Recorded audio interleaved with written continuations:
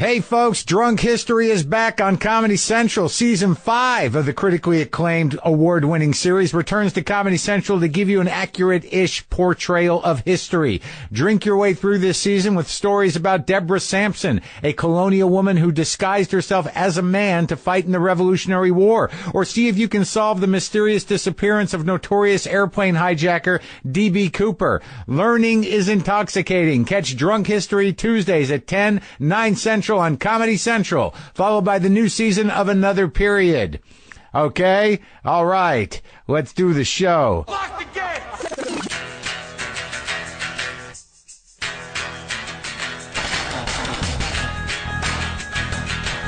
All right, let's do this. How are you, what the fuckers, what the fuck buddies, what the fuck nicks, what the fucksters?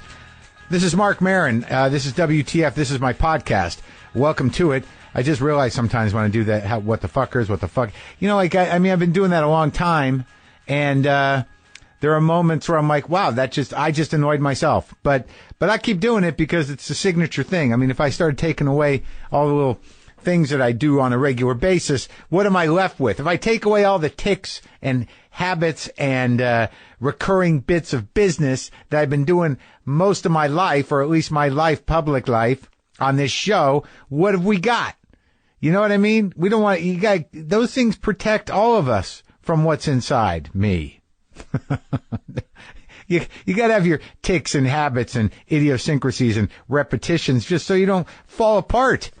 So today on the show, music producer and musician Don Was. Don Was, you would know. You would see Don Was. You know what Don Was is. You know who he is. Was Not Was his band. But he's also a prolific producer, and now he's the president of Blue Note Records and doing some cool things over there. But this was a good conversation because he's worked with the Stones exclusively, a lot. I don't know, not exclusively. Why'd I even use that word? But he produced the last one, Blue and Lonesome, and he's worked with the Stones before, and I'm a Stones person, so I'm just giving you Stones people a head up that there's some good chat about producing the Rolling Stones and also about working with the Stones, but also some good talk about remastering and stuff, the music talk.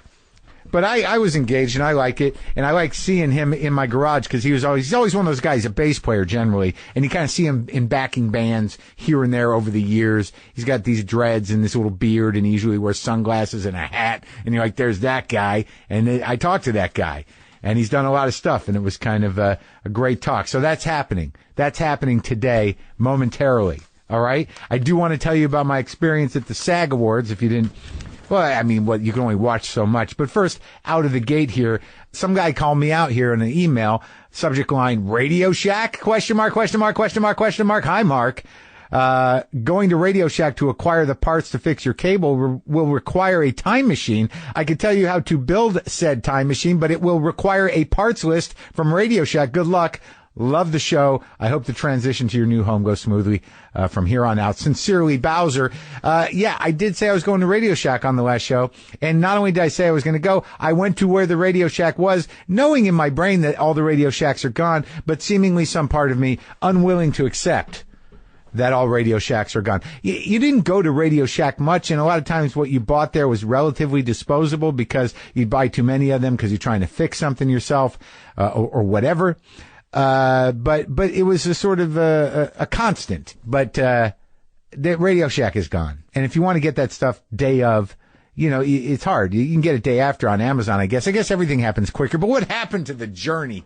What happened to the journey, folks? That's what we're missing now. Is that, you know, I got to get a thing. I got to see what store has it. Where is that place? Are they open? Let's drive over there. Maybe we'll get something to eat on the way. Oh, shit, it's not here. But look, there's this store. I wonder what's in this place. Remember that? Remember getting out in the world and doing things? Remember where, you know, a sort of a shopping rabbit hole could actually require a car? You just go and you're like, God, we passed a place. It looks like it might have that. Let's go there. Holy shit. I didn't even know this was here. Did you know this whole thing here? What happened to that? Gone. Human engagement with the outside world. Gone. Sad. And I'm not grieving for Radio Shack. And then there was that brief time where they tried to call it the Hut. Or, oh no, Radio Hut? No, the Shack. Where are you going? Go in the Shack. Pick up a plug. They tried to hipsterize Radio Shack to save it. Let's go down to the shack, get some batteries. Let's hang out at the shack. Gonna get some blank cassette tapes at the shack. See, again, I used to go down there, get blank cassette tapes. They had the Memorex brand, the Ultras, and the High Tech, and then they had the Radio Shack brand. Oh boy, back in the day, used to go out drive. I did do some driving to do a thing today for Laurie Metcalf. There's a tease for you. What is that? What's that story about? Maybe I'll tell you. We're sponsored today by Audible, and since you're already a person who likes to stick things in your ears, you should get some audiobooks with Audible. Audiobooks are great for helping you be a better you, whether you want to feel healthier, get motivated, or learn something new. And with an unmatched selection of audiobooks, original audio shows, news, comedy, and more, Audible has all the audio content you need to start your year on the right foot. You can start a 30-day trial now, and your first audiobook is free. Why not get started with the book that drove our president insane, Fire and Fury by Michael Wolff. Give it a listen and take bittersweet comfort in knowing that you would actually be better at the job than the person the book is about. Whether you're listening on your phone, through your car, from a tablet, or at home on an Amazon Echo, you can get Fire and Fury or any other book while doing almost anything. And Audible even lets you switch seamlessly between devices, picking up exactly where you left off. Start a 30-day trial and get that first audiobook free. Go to audible.com/WTF or text WTF to 500-500. That's audible.com/WTF or text WTF to 500-500 for a 30-day trial and free first audiobook. Dig it. All right, so what was I saying? Oh, the SAG Awards were very exciting. They were very fun. As some of you know, I lost. I was not expecting to win. I was up against, William Macy, who won. Come on. And there were other people too, but I wasn't expecting to win. I was actually excited to be nominated and to be at this thing. So many of the people have been on this show, but it's all actors, and it's almost like a community event. These awards were decided by the community of actors. They were voted on by actors, and it's an actors event. There's a lot of celebrities there, sure, but it doesn't feel like a business event or a producer's event or an agent's event or a critic's event. It's just a room full of actors and people who are related and connected to these actors, and it was very exciting. Because I like looking at celebrities. Everyone knows that. But I got to be honest with you, and I'm not tooting my own horn. I was happy to be there with a purpose. I felt part of something. Glow was nominated for ensemble and stunt work, and I was nominated for Best Male Actor in a Comedy, and Allison was nominated for Best Female Actor in a Comedy. So it was very exciting. We were all at the table, and right behind me, Susan Sarandon was sitting next to Gina Davis. I saw Laurie Metcalf was over at the Lady Bird table, and so was Greta Gerwig and Tracy Letts, who I interviewed, who will be on the show soon, who I love, Tracy Letts. It's a funny story about Tracy Letts. I don't know if I'll tell it now or when his episode is on, but everyone was there. Everyone was there. And, I said hi to Susan Sarandon. She's been on the show. We had a little chat, said hi to Greta Gerwig. I felt okay saying hi to these people. I didn't feel okay for some reason at the Critics' Choice because I thought, well, who am I? Do you know what I mean? Even though I was nominated, I don't know. It's not humility. It's just insecurity. But for some reason in this room, I was very excited to say hi to everybody, and I did. And I met some people. I saw some old friends. Saw Matt Walsh over there. Veep won for Best Ensemble, beat us, but I was happy to see Matt. Hadn't seen him in a while. I saw Sam Rockwell. He's been on the show. He's winning everything. It's great. He was sitting at the next table over with the Three Billboards table. He gave me a big hug. I gave him a big hug. Congratulated him. The first joke, or the second joke, that Kristen Bell made was about Glow and about my podcast, and it got a big laugh. Again, I'm not tooting my own horn. I feel like I was there because I belonged, not because I was a guy that just interviewed people. It was exciting. It was fun. I liked seeing everybody, and I liked that they knew me, and I liked that not only did they know me because they'd been in my garage, but they knew me because I was nominated for a thing. I don't know why. I don't think that I don't. Whatever. I wore my suit. I went with Sarah the painter, and I felt part of a community. I'm part of the community of comics, which I've always been. Last night, I was behind the Comedy Store hanging out with Bill Burr, smoking a cigar with some old pals from the Boston days, Jackie Flynn and Al Ducharme. just hanging out, telling stories, holding a little court with Burr and the cigars and the Boston guys, the comedy, the rogues and gypsies of the comedy world are really my family, but it was nice to be in the acting world. Well, here's what happens. Outside of having a joke made about me, which I found very flattering, and chatting with different people, Jason Bateman, I ran into him. He was very nice. And I ran into Jordan Peele, congratulated him. But I will tell you this story about Frances McDormand. Yes, I will. I will tell you this story about that. I'm going to, but do you want to learn how to make the most of 24 hours, folks? Then subscribe to Rise and Grind, the new podcast from Shark Tank's host, Damon John. Get it right now in your favorite podcast app. Long before Shark Tank, Damon John was sewing hats by hand at his mom's house in Hollis, Queens, and selling them on the street. He turned that business into FUBU, a multi-billion-dollar fashion company, and he did it by out-hustling the competition. On Damon's new podcast, Rise and Grind, he talks with entrepreneurs like Barbara Corcoran, Tyler the Creator, and Wendy Williams, who share the secrets they use to get to the top. The first episode has Gary Vaynerchuk, the guy who turned his family wine store into a massive online business and built a media empire in the process. Give it a listen. You'll hear good conversation and you'll get some wisdom about reaching your fullest potential. Subscribe to Damon John's new podcast, Rise and Grind, in Apple Podcasts, Stitcher, or wherever you listen.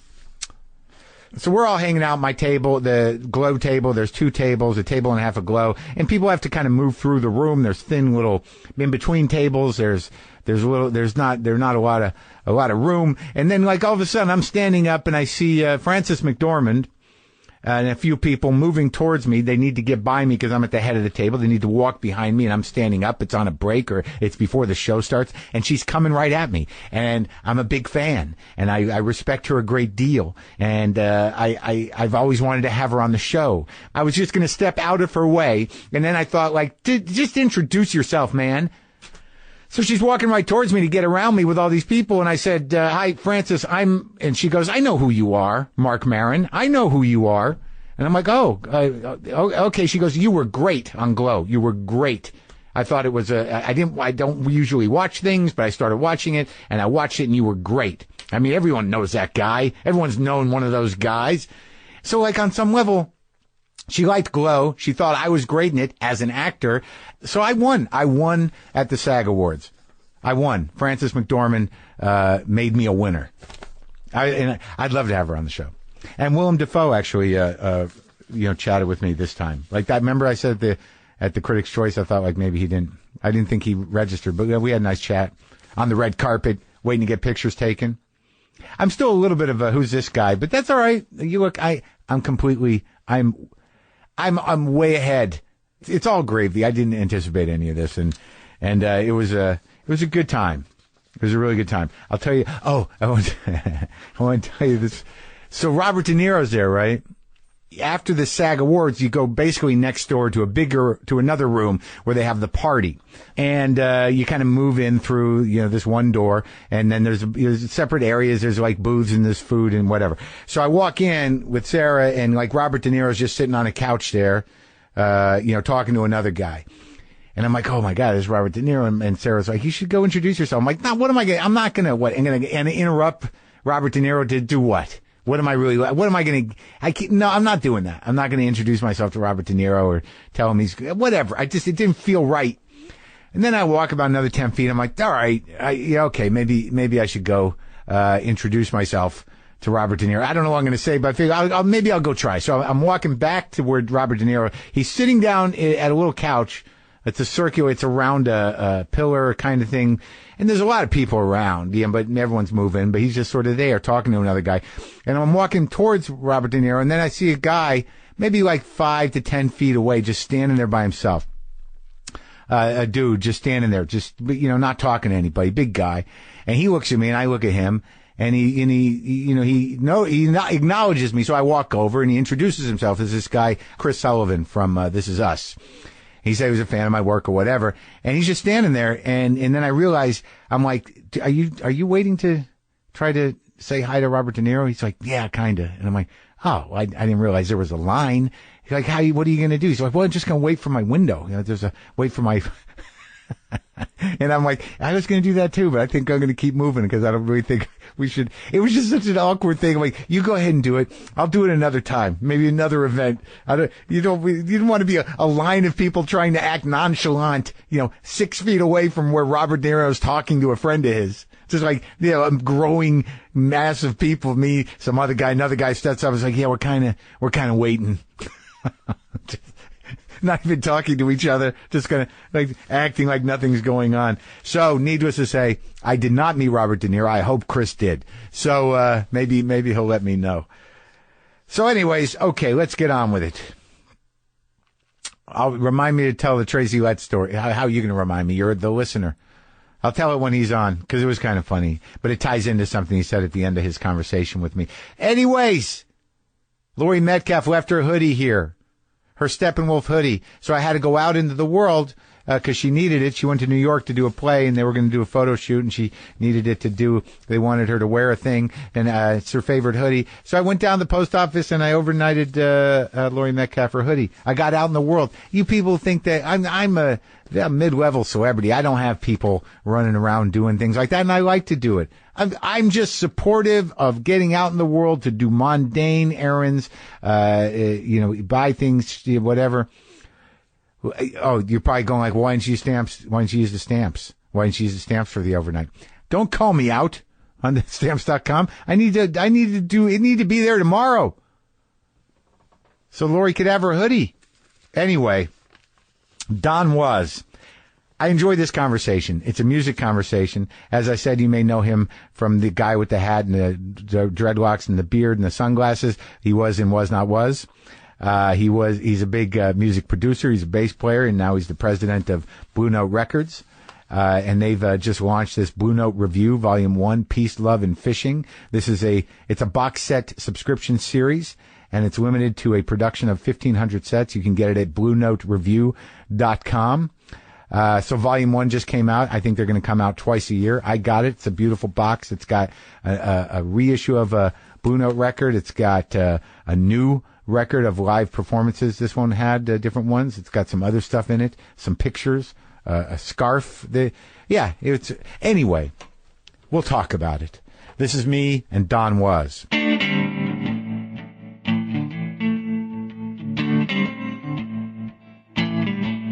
So you're Don Was. You're the guy.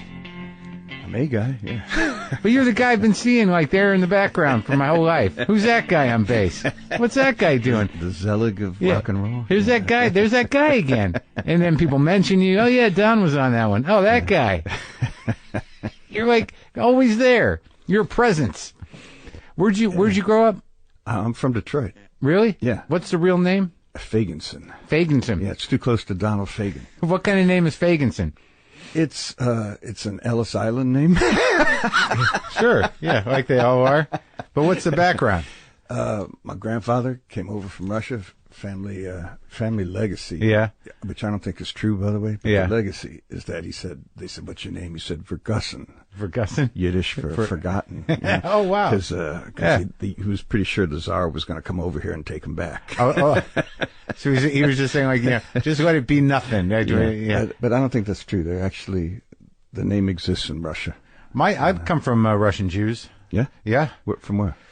From I just looked it up. Now I can't remember. But my father's side's Russian, and my grandmother's Polish and Russian, mostly. We're on it. We're we got that's it. Probably cousins. That's one of the brand. That's a brand of Jew that comes over. The American Jew, Polish, Russian, or the darker ones, the Sephardic ones the swarthy ones.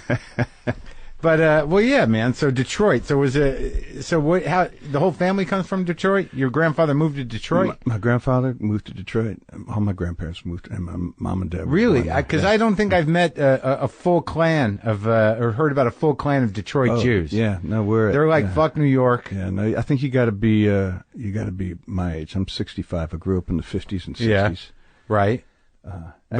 But Motor City. So like, what was going on? How many siblings you got? I got a sister.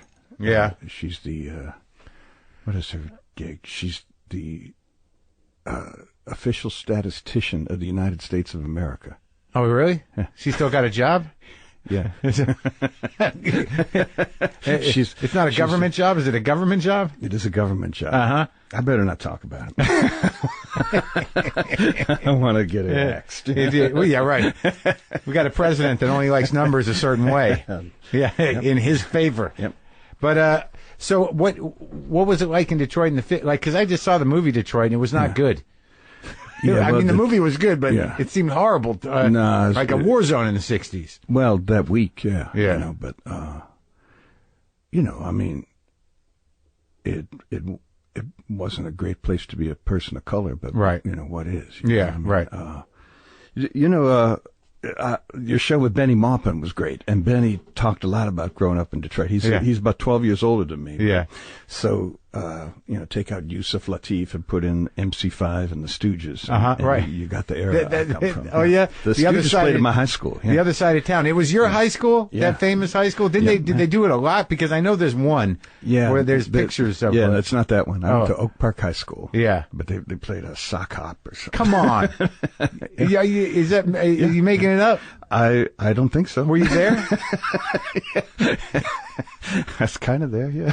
What year? That's physically 68, maybe 69, somewhere in there. So they were just making that did they have a set? They were a local band. Bob Right. Seger played at my high school. So, but like Parliament Funkadelic played at my junior high school. Stop it. Well, they were called the Parliaments. Oh, okay. And but that must have been before they broke it open. Like yeah, no, before they lip synced. I just want to testify. They came with a DJ from a local AM station, and they'd moved like the Temptations, but they were dressed like hippies, and they blew everybody's mind. I bet you they did. Really something. Yeah. So, but they didn't do any long, sort of spaced out kind of synthesized. No, they lip synced to 45. I heard that was not an uncommon thing, the lip syncing. I talked to Hunt Sales, and him and Tony were like kids, and they do the lip syncing gigs.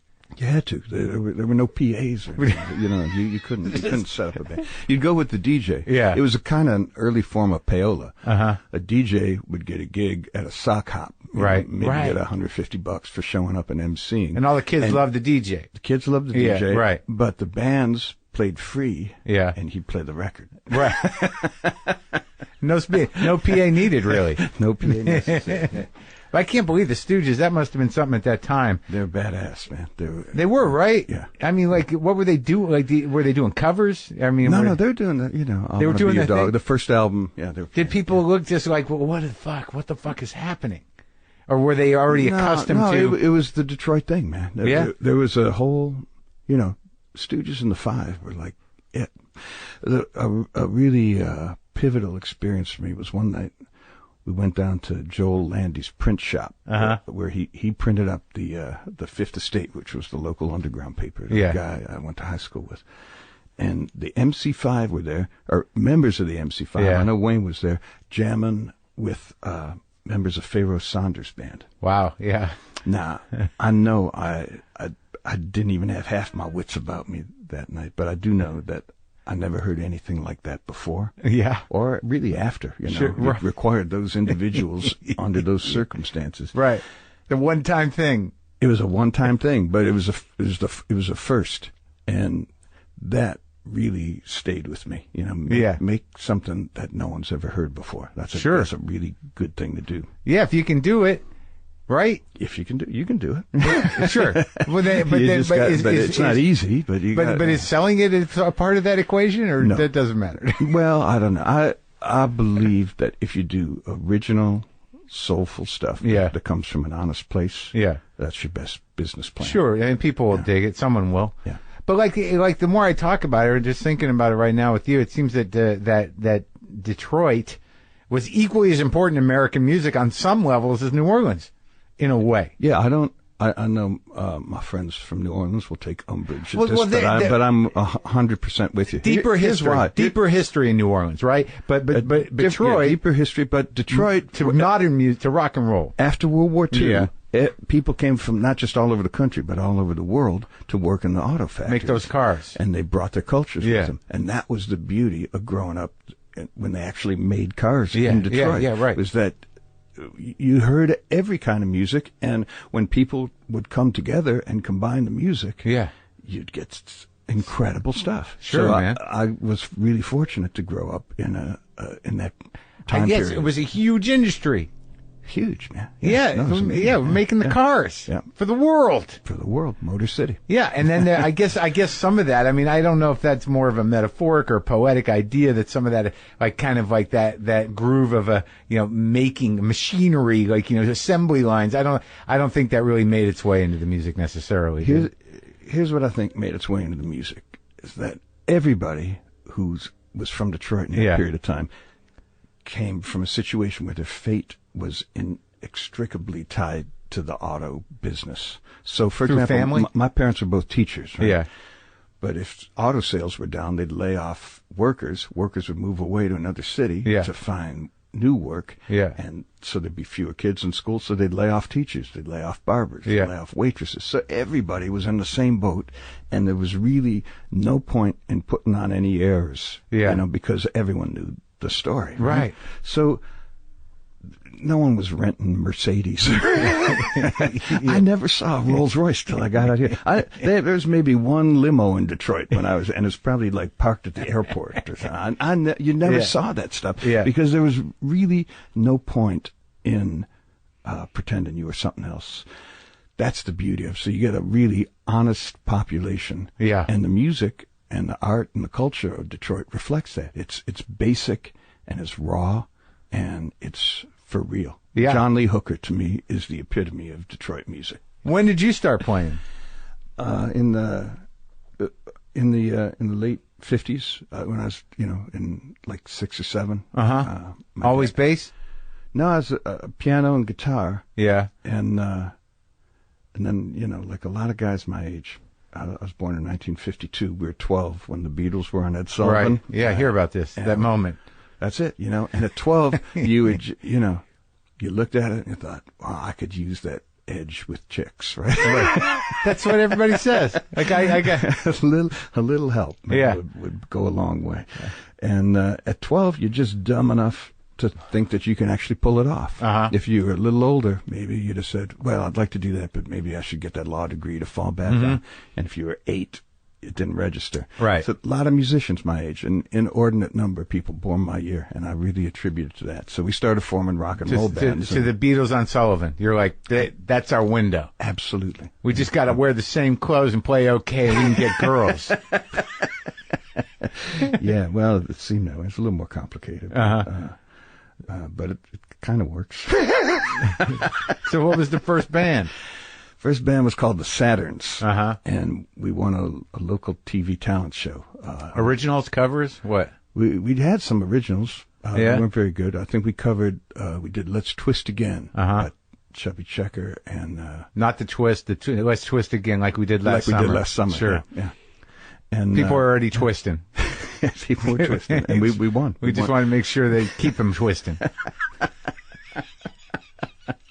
Exactly. Yeah. So you want to be part of that. That's right. Yeah, and you won. Yeah. And we won. Did you do a record? We won. No, we won a portable TV set. 4 guys, 1 TV set, and so we sold it at the drummer's dad had a drugstore. Sold it for $60. Yeah. And what'd you do with that? Split it up. Probably bought. Fair and square. Probably bought records. Sure, man. Yeah. And then what when did you start did you do any records with bands before your bands?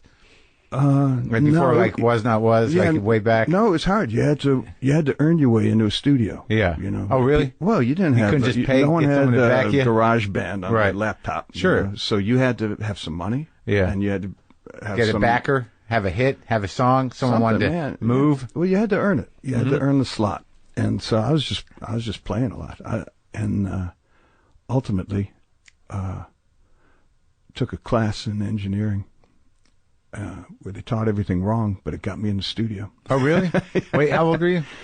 I was probably in my early 20s at that point. After high school? Did you go to college? Yeah, I went to University of Michigan for a year. But in Ann Arbor? In Ann Arbor, yeah. That's a good town. It's a great town, man. Yeah. But this is so you're like Kramer and those guys, they were a little older than you, right? By what? 2 years. That's something. it? Yeah, but that's a big difference in that, when there's a difference between being 14 and 16, you know. In the late 60s. Yeah. I guess, yeah. But I mean, you were of that age, so, you know, you saw the culture kind of breaking apart. Oh, yeah. You were old enough to, Yeah. you were born in 54, 52? 52, yeah. So I was born in 63. So by 65, I mean, you're wide awake. Yeah, oh yeah. You just saw the whole thing, the wheels come off. Oh yeah. Yeah, yeah. No, it was an exciting time. You know, not too dissimilar to this time in many ways, but the counterculture has not quite manifested the way it did then. But Well, no one goes outside anymore, man. It takes a lot to get people out, and also everybody can live in their own fucking world on their computer. They can just cherry pick the community they're in, if they're in any at all. going outside is the thing. Yeah, go to the thing. Not like, how far away is it? Is there going to be parking at the protest? How are we going to? Let me check Waze. Yeah, right. Thames Jam for No, you. it doesn't look like we're getting in.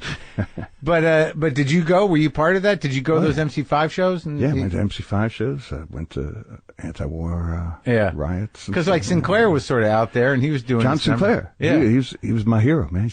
We're still good friends. Yeah, I love John. Oh yeah, he's still around. He was the guy. He was the leader of the city, man. He was of the counterculture. Yeah.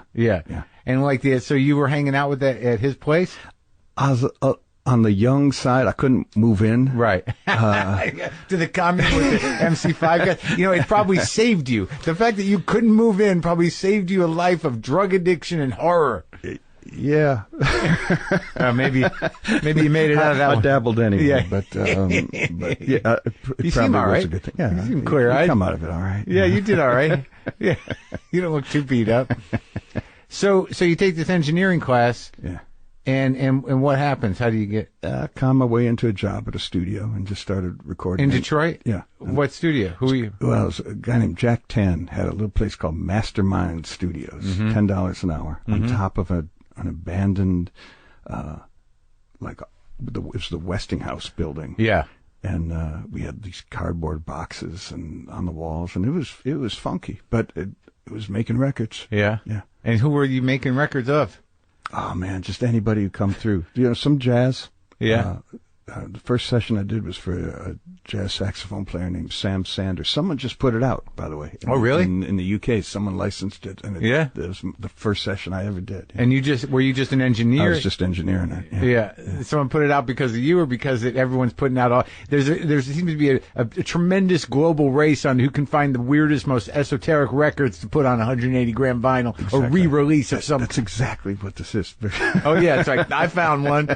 I found one of Chet Atkins under his car. Didn't even mean to be playing. For me, like those acquired taste, the out there shit, like I like that just on when I'm doing shit. Yeah. Like sort of like, where are we going? Yeah. You know, like I think that a lot of that stuff people go like, what the fuck is this? If you're sitting there with expectations, but if you just let it roll, you know, you can kind of like edit. Okay. Well, the stuff will jump out. Yeah, a really important thing happened to me when I was about 14. I was driving around with my mom running errands, and she left me in the car with the keys so I could play with the radio. It was on a Sunday, and the local jazz station broadcast on AM on a Sunday. And I tuned into the station just as a song that I later discovered was part of the Blue Note catalog, Mode for Joe by Joe Henderson, came on. And if you play that song, check out, I came in just as the saxophone solo was starting. Yeah.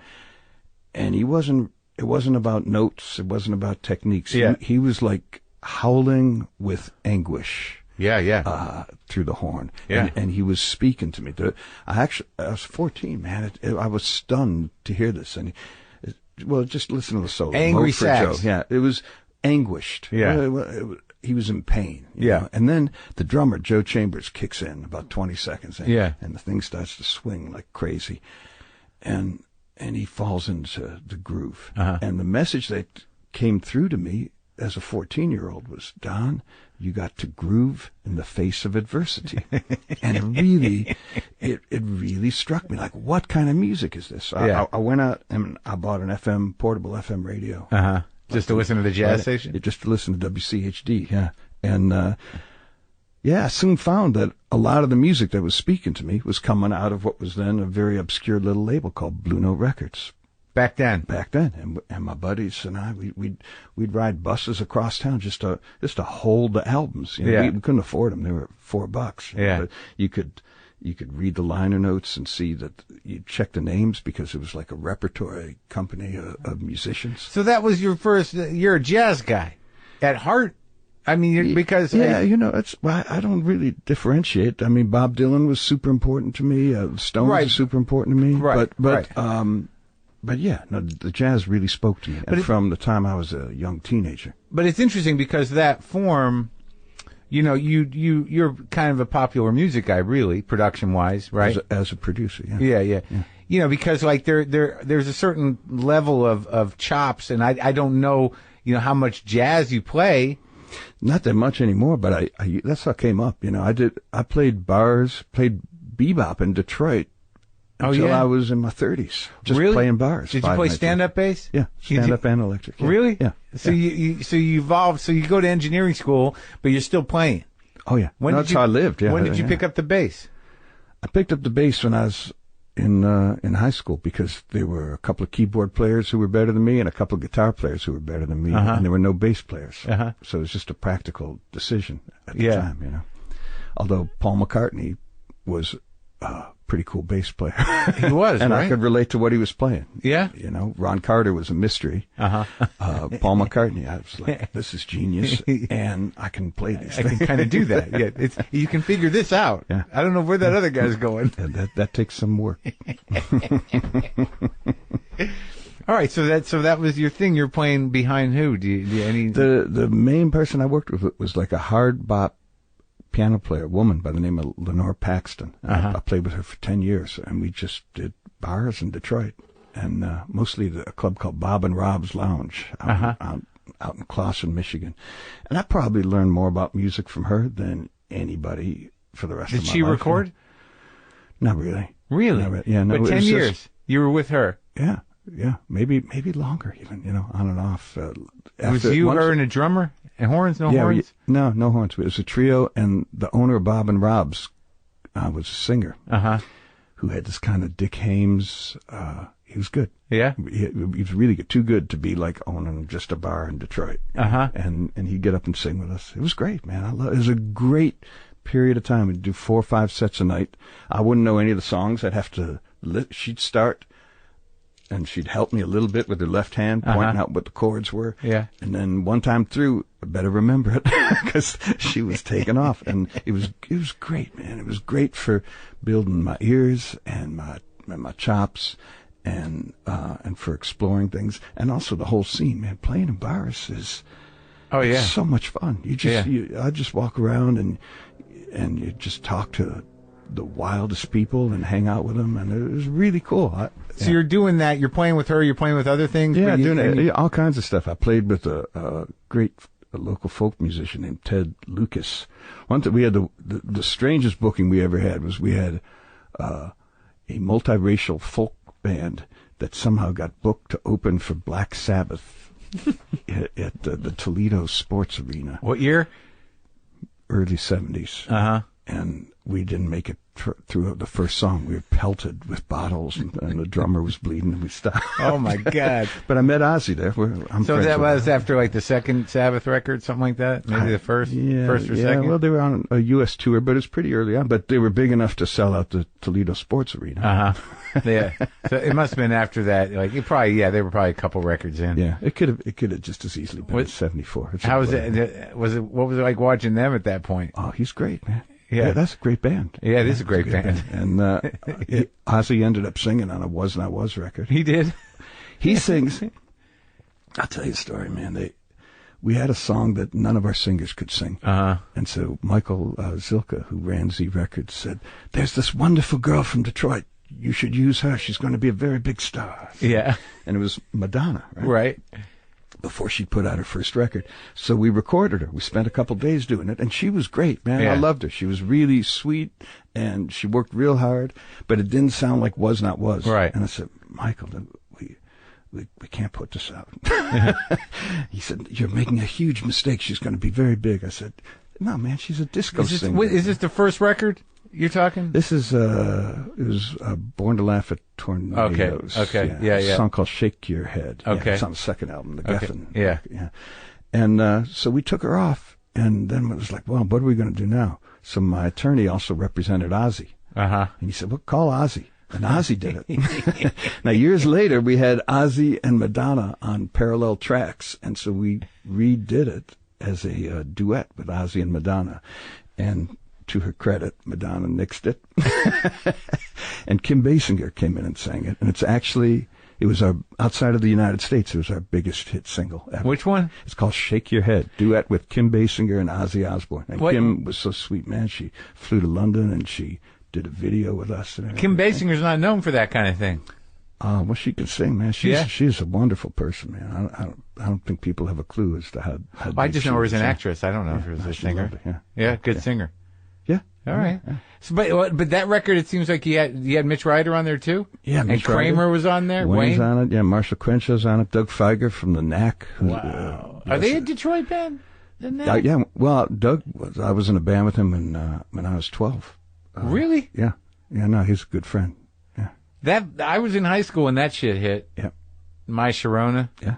So all right. So you're playing all these different gigs with these people. So you put together Was Not Was, and it was sort of what was the vision of the band, man? The vision of the band was to because it's sort of a funk band, eclectic band. It was very eclectic. Although if you're from Detroit, it makes perfect sense. It's just everything we grew up with. In fact, the first album had Wayne Kramer playing guitar and Marcus Belgrave, the great jazz trumpeter who played with Charles Mingus, and Charles, he was playing trumpet. And we had guys from P-Funk playing, Larry Fratangelo, the percussionist, on all those records was on it. So it was just an amalgamation of our roots. Of the Detroit sound? Yeah, with David's lyrics on top, which were, heavily influenced. That wasn't so Detroit. That was more Zappa and beat poetry and him. David was as an original, man. There's no one like him. Is he still around? Yeah, he's around here. He lives in L.A. Oh, yeah? Yeah. And were you a Zappa guy? Love Zappa. Yeah. Yeah. Bought the first. I met him at the airport. They were on a local a TV show called Swingin' Time in Detroit in the '60s, promoting their upcoming Freak Out album, the first release. Yeah. And they went on. They blew our minds. We saw that, and then I saw him at the airport the next day, and he gave me an autographed picture and stuff. So all right, so you work in, and then you put out in '81 Was Not Was record, the first one. Yeah. And this is where production in records gets a little odd, doesn't it? You mean in that period of time? Yeah, in the '80s, where the style of production, there's a lot more tools at hand. Well, it was before the computer stuff, right? But we did those things. Like they didn't have the digital drum machines, right? And they had like the little 808s were around, that kind of thing. But what we did was we'd have a drummer come in first, and play the beat that I had in my head. Right. And then we'd take the two best bars and you'd cut a tape loop, which is you'd take the 2-inch tape and you'd measure the start of one bar and cut it for 2 bars. You'd cut on the bass drum on the next one. And then you'd tape it together into a circle. Then you set up these mic stands all over the control room and you'd keep running it through the cap stand and it would play over and over. And they didn't have samplers, and it was beautiful, man. And so it had the feel of a live guy, and it had the sound of analog tape, and it was super steady. Yeah. And then we would build the tracks on top of that. That's how you got the groove, the bass groove, the drums, and then we build up from the drums. Right. And so you'd put another live drum track on top of that? Yeah, at the end you'd have a live human come in and play on top. So you'd pull the loop out and then put the live guy in after everything's set up? That's sort of the backward way of doing it, right? It's a terrible way of doing it. It's much, but I didn't know how to do it any other way. That's just how I did it, mainly because we didn't have the bread to pay for a room full of musicians. Sure. So in time, eventually, really the first live band that I produced was the B-52s. Yeah. That record, Love Shack, I produced. And how many? Oh, in '89. In '89. Is that right? And then I had to change my way of making records. I remember asking them, well, how do you know when it's the take? Because we didn't have multiple takes. So if you're building from a loop, there's only one take. Because you're just adding things. You're not actually playing together. You're just you're not playing together. You're building on one. And that's how you did all those records. You did all your records. All the Was Not Was albums were done like that. Yeah. How did you got? You had a couple of hits, right? Yeah. Later we had some big hits at the end of the '80s. Yeah.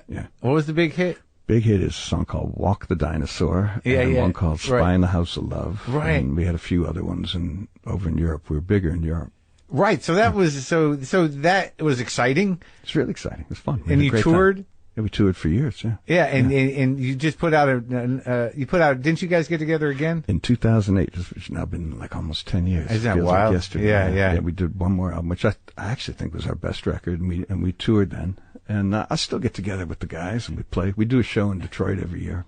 Not everybody. But was that the dream ultimately, or did you always was production always something you're like? Was that your sort of like your fallback in your head that you had these other skills, or were they all sort of coming together at the same time? I wasn't separating them out. Right. There was something that happened around the time of Sgt. Pepper, I think, where production techniques became a musical color. Yeah. And so to me, it was another instrument. Uh-huh. It still is. What you do in the studio is you don't approach it that differently from the way you play your instrument. So, but you've sort of evolved as a producer over time. Like, I mean, if you're telling me that, from 81 to 89, you're not really letting them play live together. Yeah. Yeah, no, hopefully you evolve, over time. But like in that time, you work with Carly Simon. I don't know these Ward Brothers records. It's a British group. Carly actually might have been no, I think we cut it to a click. And what about Bonnie Raitt too? No, Bonnie Raitt was just after the B-52s, a month after. So you're like, guess what? You can all play together. Bonnie wasn't going to have it any other way. She cannot and will not play to a drum machine. And I learned a whole lot making Nick of Time, man, and just being around Bonnie, because she's as soulful and honest and genuine as a musician, as a singer, and as a human being as anybody I ever met. Yeah, she's great. Yeah, she's a real blues legend. Oh man, I love her so much. I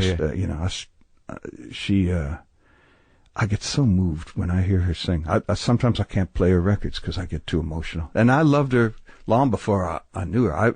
I remember seeing her at the Ann Arbor Blues and Jazz Festival in it was 1969 or something. I bought her first album when it was new, and I was just always a big fan. So it was a thrill to be able to make those 4 records with her, and it's still a thrill to play her. Did you do the one that has Angel from Montgomery on it? No, I wish. No, that's her cover of that is fucking insane. It's killer. Yeah, it's like Heartbreaker, huh? Yeah. And you got to work with Iggy, too. And I like that record. Yeah, Brick by Brick. Well, Brick by Brick. Yeah, thank you, man. I've done a couple with him, yeah. What was the other one? It's called Avenue B. So, that's a weird one. Is it? It's a beautiful album. It's an underrated album. I love the song I Won't Crap Out on Brick by Brick. Yeah, thank you. Yeah, I dig that one, too. That was a fun record to make, man. So how do you guys find each other? I mean, why you? Why do people, like, what do they, when they're like, I want that Don Was thing? I don't know. Come on, man. I don't know. I guess because I had other records on the charts, probably. It was 1989. It was, in fact. Oh, because the B-52s. Well, in fairness now to him, I left the session from, I said, I got to leave early. We were doing Brick by Brick, and I left the session. I said, I got to go to the Grammys. Yeah. I'm nominated for something. I didn't even talk about it. And that was the year we won Best Album of the Year for Nick of Time. Oh, yeah. So it wasn't like he was jumping on the bandwagon, because there wasn't really a bandwagon. Right. I would say that that was the album of the year, the Bonnie Raitt record. Yeah, that was 1989. That's exciting. And I was in the studio with Iggy, and I left, and they were looking on TV. I didn't even tell them. It was here. You were out here. We were out here. Yeah. And there I was, and then we just went back to work the next day. And what's he? As a vocalist, exclusively a vocalist, what's he looking for? What's the relationship with him and a producer, with you specifically? What was he looking for in that record? What were you going to do for Iggy Pop, knowing Iggy Pop, having seen him in high school? Did you tell him? Oh yeah, no, I did. Yeah, but something, as wild as he is on stage, he's also a very deep guy. You should have him on. I've had him on. He's very thoughtful, intelligent dude. Brilliant guy. He's surprising. He's like Keith, where you're like, oh, I get it. It's a character. Well, it's the other part of you. It's a party. Yeah, and that's for real. I don't think you can. Oh, no. You can't. It's not like Alice Cooper or something like that, where he'll tell you he's right. I'm doing shtick. Yeah. No. It's definitely that. Well, that's what Rollins said that to me. He said, you when you're talking to Jim, it's different than Iggy. Iggy is Iggy. Jim is Jim. Yeah. No, that's absolutely right. Yeah. But you see where it comes from. I think he just wanted good tracks. Yeah. He wanted to make a quality record. Did he want to make because there's a single on there, right? I mean, it was a big single, Candy. Yeah. And was he thinking in terms of that? Because it doesn't seem like certain artists are ever really thinking in terms of that, but I imagine producers are always kind of thinking in terms of that. You want a single on a record. Can I tell you something, man? I've always been a little removed from popular, like top 10 pop record. I don't really have a whole lot of hit singles that I've worked on. So my orientation as a producer is just to try to get an artist with a great vision and help them realize it, whatever that vision may be. And if I feel I can be of assistance, I'll do the record. And sometimes I think, I don't know how to do what you're talking about, and you should probably call this person. Oh, really? I'll buy the record the day it comes out. But who have you sent away, Don? I wouldn't tell you. But I have declined. I can't help you, man. It does seem like there have been some people that you work with that were, on the other side of the arc of their career a little bit. In a way. John Mayer once said to me, how come you always do the album after the big one? John's he's a real good friend. I love him. And I know he was just being a bit of or he might just wanted to know the answer. I don't know. So just busting your balls over. I didn't bust him in the chops for asking, but I thought about it, and I thought, well, it got you thinking. It's usually, if you have some big hit single, it may not be an accurate reflection of who you are. Oh yeah, and maybe people want to get back on track. Right. And I think that's the kind of record I'm. Because you did that. You sort of did that with Elton John, right? Yeah. He played piano. He didn't play an electric piano. We got him on a grand piano, which at the time was something he was shying away from. Oh really? Yeah.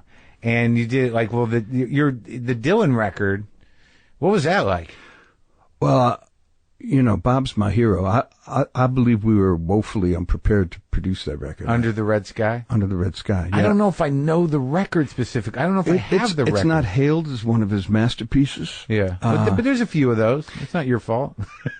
Well, I can tell you what I did wrong on that. It's just that I went in thinking, all right, let's make Blonde on Blonde Part 2 or something like that. Right. And that's the furthest thing from Bob Dylan's mind, is repeating himself. Right. It's the furthest thing from most great artists' mind. Right. He was trying to do something else. Yeah. There's the assistant engineer ran a cassette of the talking between songs on the first session I did with him, and he said, "Man, you may want to have this as a souvenir." And I plopped it in when I was driving home from the session, and I landed right on a spot where Bob was.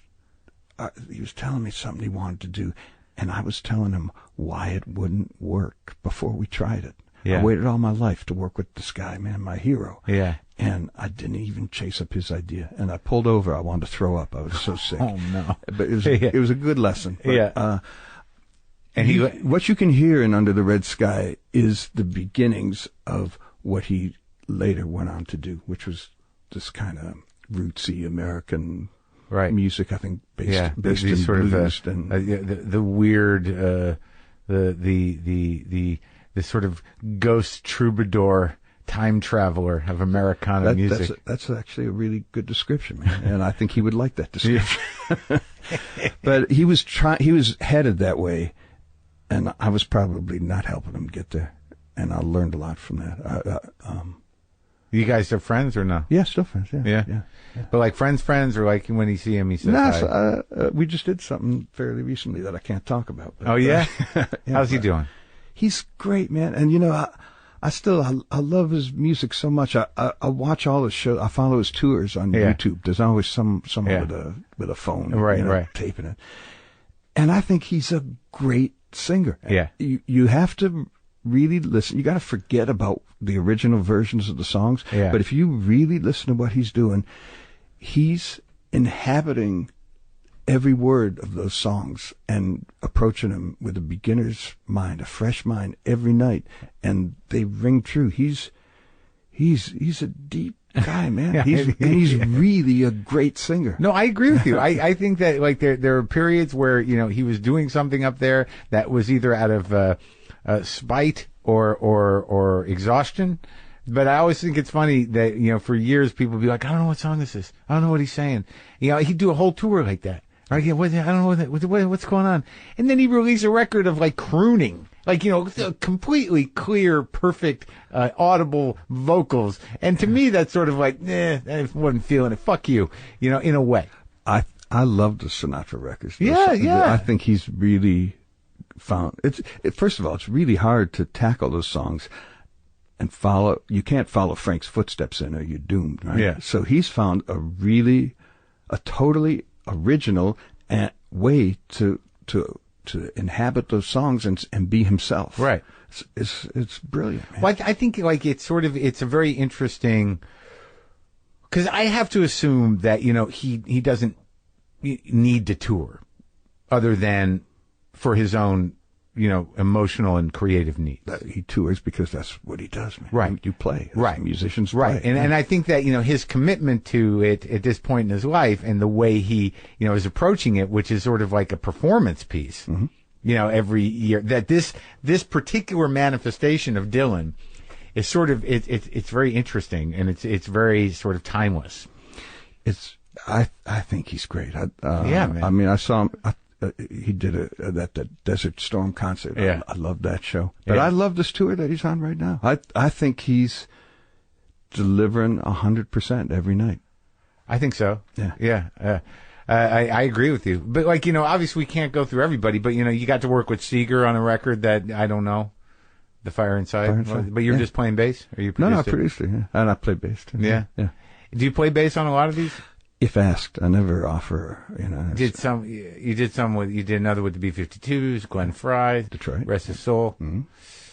Roy Orbison, that must have been something. That's beautiful. He's a sweet guy, real good guy. And Yeah. and when he opened his mouth, it was like, wow. Oh yeah. Waylon Jennings did a country trip. And you did the Brian Wilson doc? I directed a documentary about Brian I think I saw Wilson. that doc. It's good. I just wasn't made for these times. Yeah. It's heartbreaking. He's heartbreaking to me. Well, Not because he's sad. Yeah. It's just there's a couple of people, and I've said this before on the show, where I have a hard time listening to it because I can feel the vulnerability and the pain of it. well, that's what makes him a great artist too. No is doubt, that it no comes, doubt. Comes through in the thing. But like some people hear the beauty of it, and for me, it's sort of like when I hear it, I'm like, oh, he's so sad. Like it's so like it's hard for me to hear. Yeah, which is, I understand that. Yeah. You don't. I think at his best, what he did was make kind of sad, wistful songs with this great harmony and of course. and upbeat thing Right. underneath. Sure. And you don't necessarily. It's like Hank Williams kind of. Hank Williams wrote the darkest, saddest, most depressing songs, but he was going out playing roadhouses, and he knew that people had to stay and drink, right? So he put, Cold, Cold Heart. That's like got this beat, and it's up and major key and stuff, and yet you listen to those lyrics. Yeah. But that was Hank's thing. We tried to copy that a little bit in Was Not Was, that I tried to do music that would be the opposite of the lyrics. Uh-huh. It was based on a theory that if you had a beautiful diamond and you wanted to show it to somebody, if you put it down on ice, you won't see it. You put it down on black velvet, people can see the diamond. Right. So it was a device, didn't always work. Sometimes you go too far and it's just an alienation device. Sure, but it's an old blues device too, right? I mean, that's the heart of it, isn't it? I think it has to do with playing bars, Right. You got to keep people drinking or you don't get paid at the end of the night. Right. And they don't ask you back. It's sort of like hard bop, like the transition from, into Interesting, hard bop. You know what I mean? Yeah. Like, like maybe we can't go all the way out there. Why don't we tighten it up a little bit and give people something they can swing to? Well, that's very, that's something once I took the gig at Blue Note, I really had to figure out. I was hired to continue the aesthetic of the previous 73 years, right? So, So what is that aesthetic? Well, it turns out the guys who founded the label, Alfred Lyon, Frank Wolf, and a couple of their buddies wrote this little manifesto when they started in 1939, and they dedicated themselves to the pursuit of authentic music and to providing uncompromising freedom of expression. Right. That's the essence of the manifesto. Yeah. But if you really follow the history of what they did, they just pushed the envelope in every era. And they started doing like stride piano players, but by 10 years in, they wanted to get into bebop. Yeah. They chose Monk of all the people, man, Yeah. the most out there cat of the time. But they made these incredible seminal records with Thelonious Monk that changed the face of music, changed the way people wrote songs, changed the way people approached solos, changed the way people voiced chords and how you played behind a soloist. He's so influential, but they saw that and no one else was really seeing it at the time. Jump ahead to what you're talking about, the hard bop stuff. That was Horace Silver and Art Blakey. Art Blakey's throwing in backbeats. Horace Silver's doing this funky gospel stuff. Yeah. And you couldn't do that at Minton's Playhouse. You kicked off the bandstand for that. That was revolutionary music. You listen to it now, it sounds pretty much, it's become such a part of the musical vocabulary. Right. It sounds normal. But it was radical at the time. You jump ahead to the 60s. You got Herbie Hancock and Wayne Shorter making these modal jazz records reflecting what they were doing with Miles. That was pretty radical. So what happened to Blue Note? Why are all these two? They're Japanese owned Blue Note for a while, or what was that? Well, it's gone through a series of ownerships, but it costs money every time you got to reissue a record. You got to remaster it, and you got to do some. There are costs at the front. Yeah. And there have been times when Blue Note's been owned by companies that haven't appreciated the value of the catalog and didn't want to invest in it. So in those time periods... Were there time periods where there were shitty reissues? Like, quality-wise? Yeah, it's uneven. Yeah. There's a whole philosophy to remastering. I think it's something you can dramatically alter the character of a record when you remaster it. You don't want to do that, though, right? No, you don't, man. But a lot of people think, well, let's improve it. We can improve this now with the technology. It's so weird, man. It's so weird when people do that. I know there are some rock acts that are sort of like, let's reissue. They can sell it again. You can sell a thing, 9 times, 9 different formats. I'll tell you a story. We were in 1993 when I started working with the Stones. Yeah. They signed to Virgin Records, and they were going to reissue the catalog. So everything had to be remastered. From the beginning? The whole catalog? No, from what they owned, which the pre-app, the post-app. The first thing was Sticky Fingers and Exile were the first two. And so we got the original tapes and sent it to the maestro of mastering. Whoever that is. It's Bob Ludwig, Okay. He was a genius. Yeah. Just look at his discography. It'll blow your mind, man. But we didn't give him any instructions. Yeah. So Bob went in and made it sound up to par with 1993, like added an octave, a low end and stuff. He was doing what he thought the record company wanted, but we listened to it and you couldn't recognize it. So what? Really, you listen to Sticky Fingers and be like, what is that? Well, it sounded different. Yeah. No, not Bob's fault. Right. He's a genius. Sure. But we'd listen. All right, what's wrong here? Well, let's put up the original tapes and see what we got. So we listened to the unmastered Exile and Sticky Fingers, and that doesn't sound like the album you remember, that I remember, that they remember. It doesn't? So no. It's because someone mastered it and did something originally. To it, and that's how you heard it. You didn't hear it raw. They're all really different. Every song is different, especially Exile, which was made all over the world. Did you work on that remastered Exile? I worked on 2 different versions of Exile. I didn't do the remaster. I worked on the remastering in '93, and then a few years ago we did a second disc of where they finished some unfinished songs, and I worked on those. Yeah, I got that. Yeah, a couple of those songs are pretty good. There's some cool stuff. It's definitely worth hearing. Yeah. Oh yeah, it's great. So then we got all the CDs together, and you listen to all the different CDs and the cassettes, everything and they're all radically different. And it turns out, like some guy working a plant in Germany on the midnight shift decides to add treble, and that's the new sound of Exile on Main Street, going forward. So we thought, all right, what are we going to do? Finally, we answered an ad in Goldmine magazine. Yeah. A guy had virgin vinyl copies still in the shrink wrap from 1972 of Exile, and he had a version of Sticky Fingers too. So he brought it up to my house in Mulholland, where we were recording Voodoo Lounge, not knowing that he was bringing it to Mick and Keith, right? Yeah. Which was, that's when you wish they'd invented iPhones earlier. You want to get that on tape? It was great, man. But we put that on. So wait, he comes over with the records and you introduce him to the guys? Yeah. What, did he just melt? Yeah. Yeah. No, it blew his mind. It was great. It was one of the greatest things ever, man. Could he talk?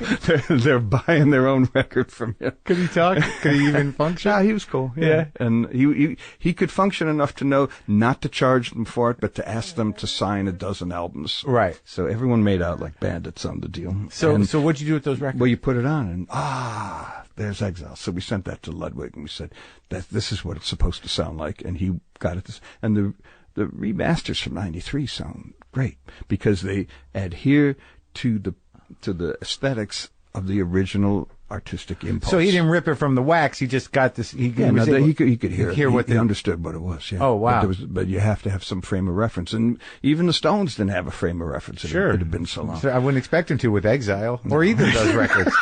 I'm surprised they have a frame of reference for that decade. Same thing at Blue Note. But it's so much more simple. I mean, you listen to some. Well, it's not. It's simple having gone through that exercise. But if you put up the unmastered tapes, it doesn't sound like the records you remember. Huh. But Rudy Van Gelder did his own mastering. Rudy Van Gelder, who engineered all those classic albums in the 50s and 60s. And not just for Blue Note, but he did the Impulse records. He did Love Supreme. Yeah. So he'd master them, and there was a sound there that everybody liked. Yeah. But over the years, the reissues get fogged. Sometimes they're amazing. There's a company called Music Matters that does our audiophile work, and they sound incredible. But they figured it out. You got to go back to the original virgin vinyl that everybody approved and match to the feel of that. So that's what we do now. So listen to the record. Don't rip it from the record or the CD. Rip it from the record. Just get a guy with good ears who's a genius at that shit to take it from the record.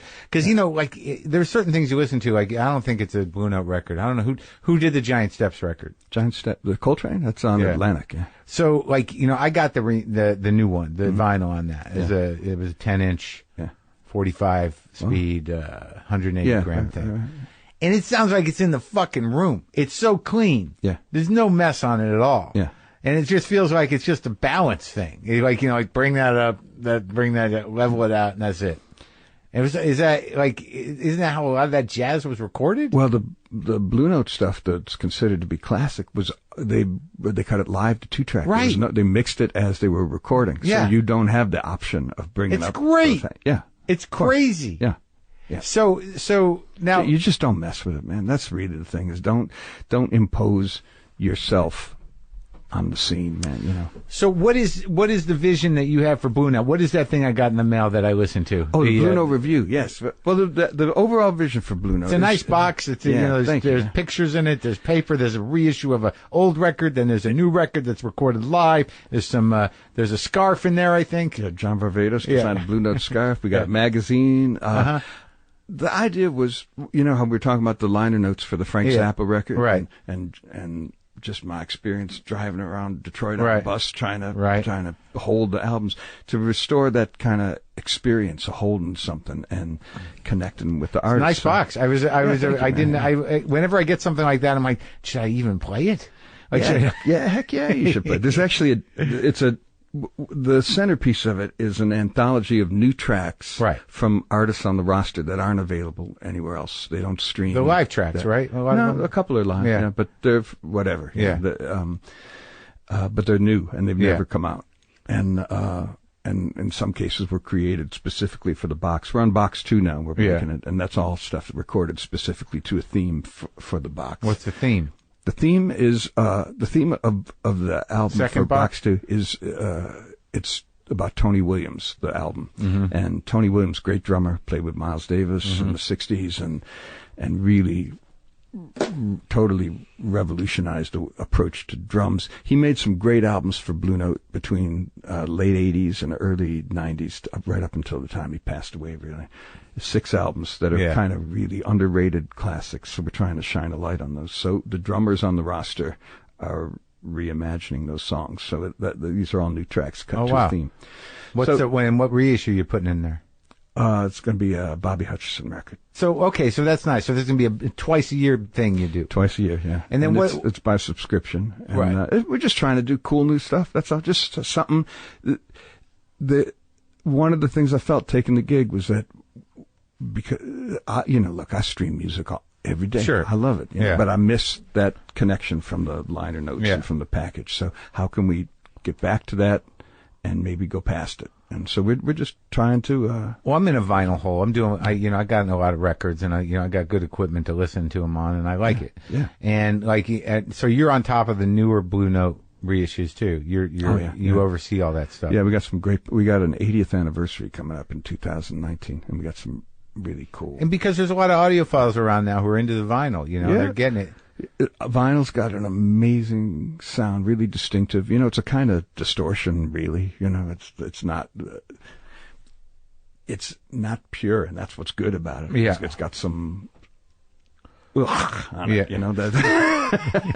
that gives it a soul and a feel. Yeah, and some more than others, depending on how many times it's been played, or someone ate off it. You buy used records sometimes. You're like, what was this guy doing with this record? What is it? How come I can't get this fingerprint off? Was he handling it with shellac on his hands? Yeah, right. Was he so high he melted? His hands were on fire? That I could relate to. Yeah. Definitely. His flesh was burning.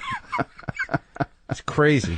But so that's it. But that's what you do. Like, if you have a question, you're like, go find the original wax, put it on, give it to the guy, tell him to match it. Yeah, just trust the initial impulse of the artist. If they were all slapping hands at the end saying, yeah, this is great, who are we to editorialize? Right. We weren't in the room, man, so sure. And especially if it stands the test of time. Yeah. Why would you change anything? There was one of all the reissues we've done in the last 6.5 years. One of my favorite albums, Ornette Coleman Live at the Golden Circle. It's just a trio. Yeah. David Eisenson and Charles Moffett. And we discovered that the left and right side are out of phase on the original tape. Yeah. But because of that, the cymbals got this crazy sound. Right. But also because of it, the bass is a little blurry. Uh-huh. So we put it back in phase. Yeah. And the crazy sound on the cymbals went away. Yeah. But you could hear the bass really well. Yeah. What would you do? Well, it's a tough question philosophically, because if you want the record that people know, then you know what I mean? Yeah. But that's also one of those things where it's like, well, you fixed it. But you didn't fix it in a way that was ideological. It wasn't like a preference thing. It was like, no, this was engineered wrong, and this is what it sounded like. Well, unless Ornette did that on purpose. I guarantee you he didn't. It was done by an engineer in Stockholm who didn't realize that the mics were out of phase. We put it in phase, but figured out how to get the crazy sound out of the cymbals. And so it's got a real quirky character.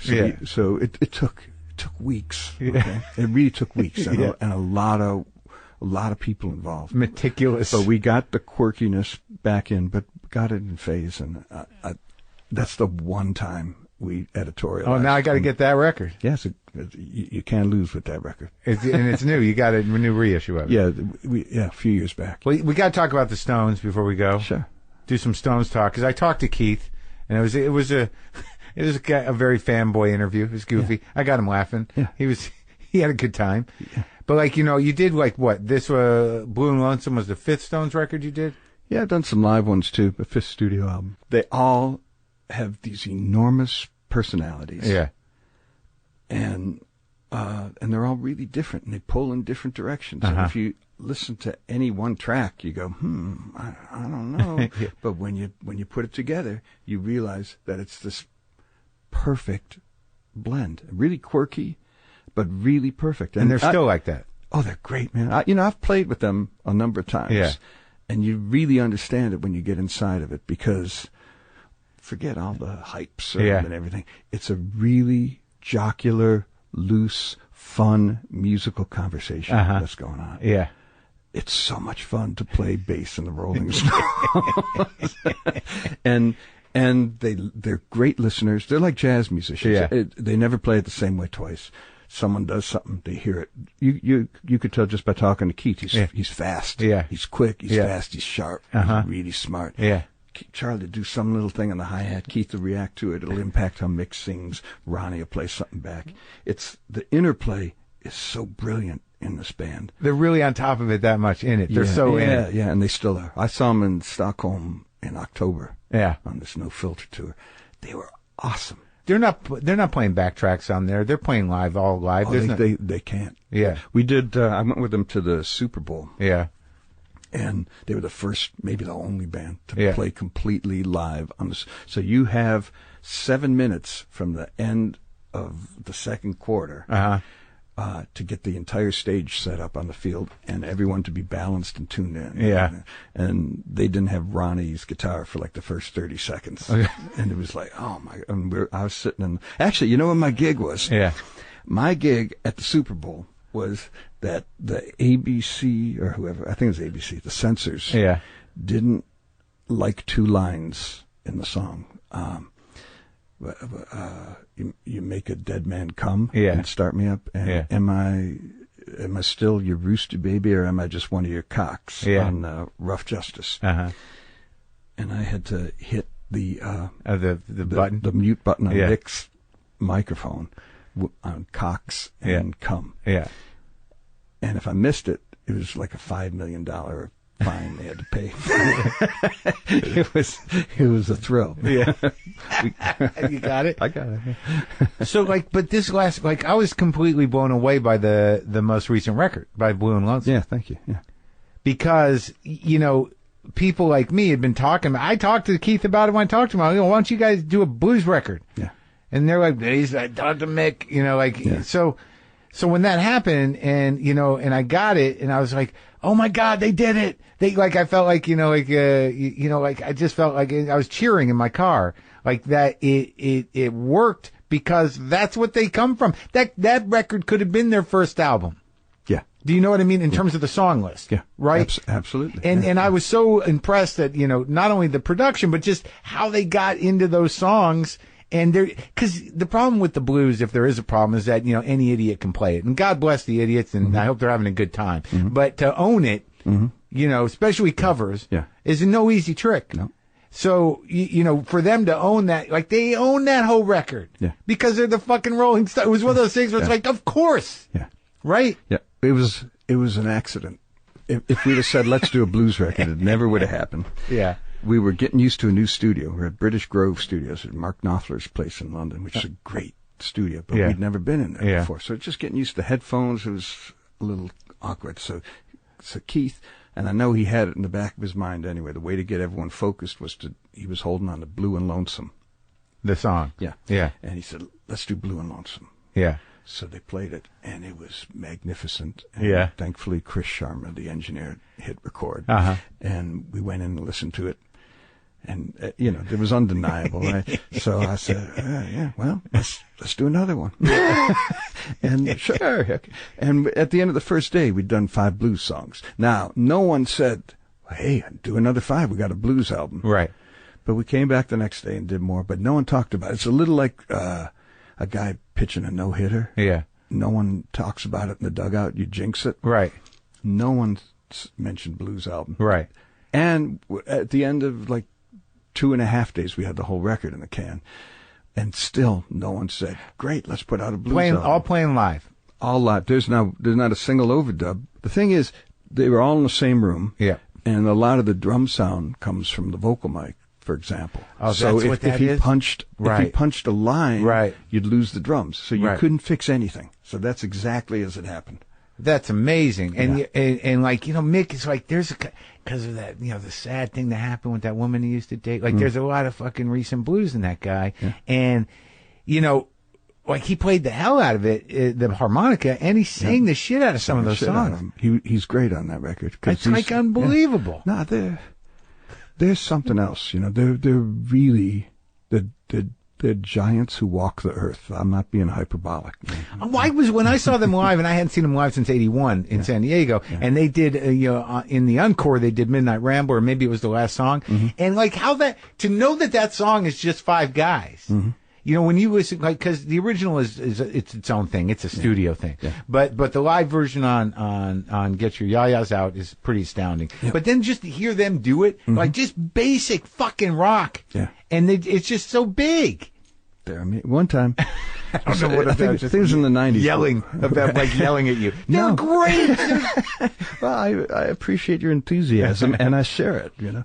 There's one time we were recording Bridges to Babylon is in the 90s, mid-90s. We were over in Hollywood at what's now East West Studios, and it's a big room, Studio One. It's where Sinatra recorded with big orchestras and everything. Yeah.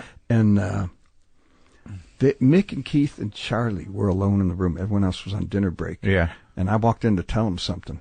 And these three guys, their personalities so far exceed the boundaries of their skin that the room was full with the three of them standing. The person, if you could view if there was a charisma camera, they're like, remember when they used to have those blow-up dolls on the stage that were like 5 stories high? Yeah. That's who they are. Right. And they have to contain that in the normal body. But they're larger-than-life cats, and when they play together, there's nothing like it. You also did David Crosby records, Willie Nelson records, Chris Christopherson, so you work all angles of all types. Yeah, it's just... There's just a couple kinds of music, but man. like Waddy Wachtel's always around. Yeah, Waddy's, Like, and then there's a few other guys that are always around. Like the David Crosby record. How was that working with him? Oh, I love David. It's great. He's been over here. Yeah, good, really. I think he would have moved in. Trying to sell him the house. I got a deal for you, David. And I'm glad you're doing this thing with Blue Note. It was great talking to you. It's been a real pleasure. Did we cover enough? I feel confident about that. Yeah. Good work on that Blake Mills album too. Oh, thank you. Yeah, Blake, he's a brilliant kid, and it's a real honor to play bass on that. Yeah. He's got good sound, man. He can do, like, he's one of those wizard kids where you're like, oh my God, it's from outer space, this guy. He's going to be around for a while. Yeah. Yeah. He's a real thing. It's interesting though, because like, you know, he's got a great sense as a producer himself, right? Yeah. And he's got a great feel for a guitar, and he plays amazingly well.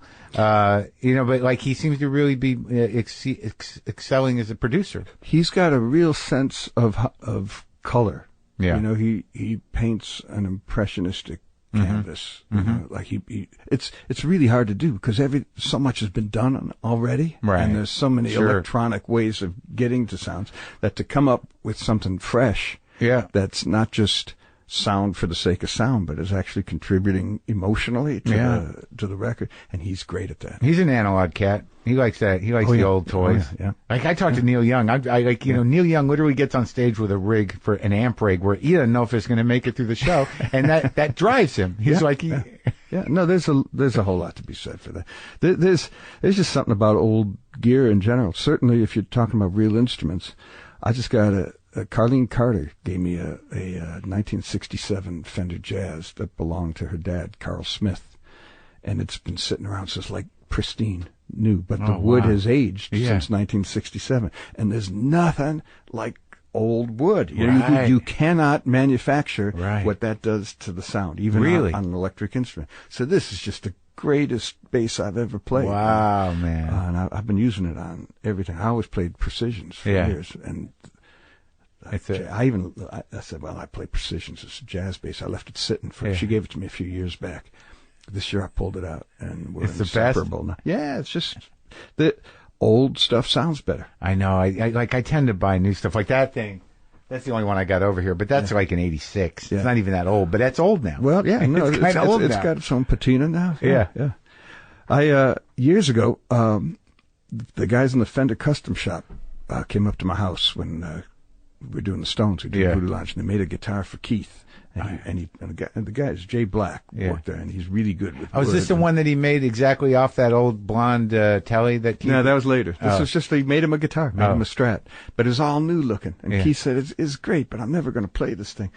And I said to him, can't you, like, we had a mic cabinet that was like something I got over at Arte de Mexico. Right? And I'm sure it was 2 years old, but it looked like it was 300 years old. I said, can't you just distress a guitar?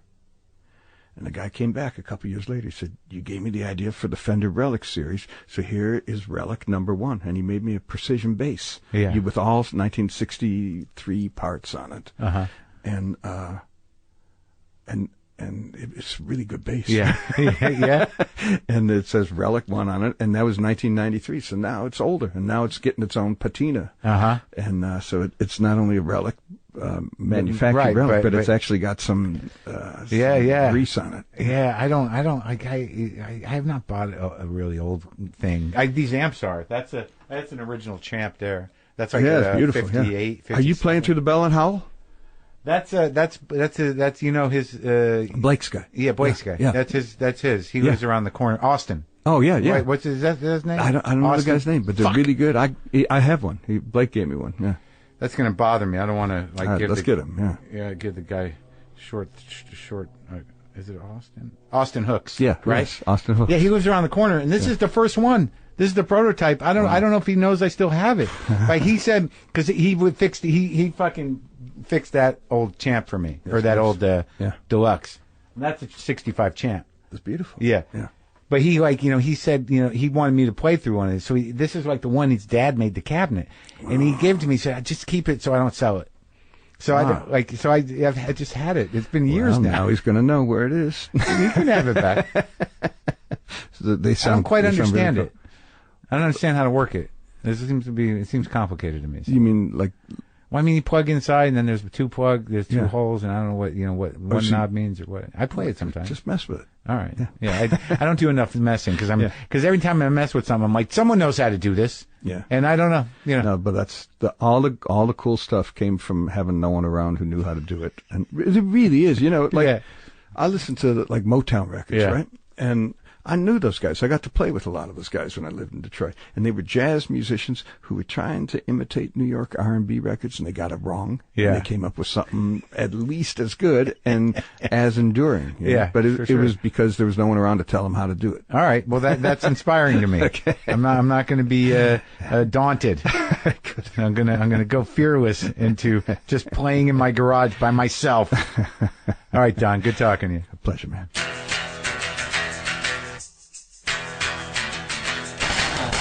So that was Don Was.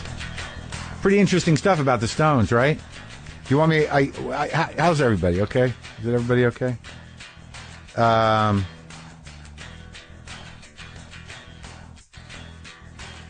So I'm gonna play a little guitar.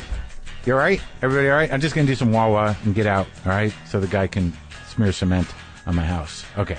I'll do this. I'm gonna do it.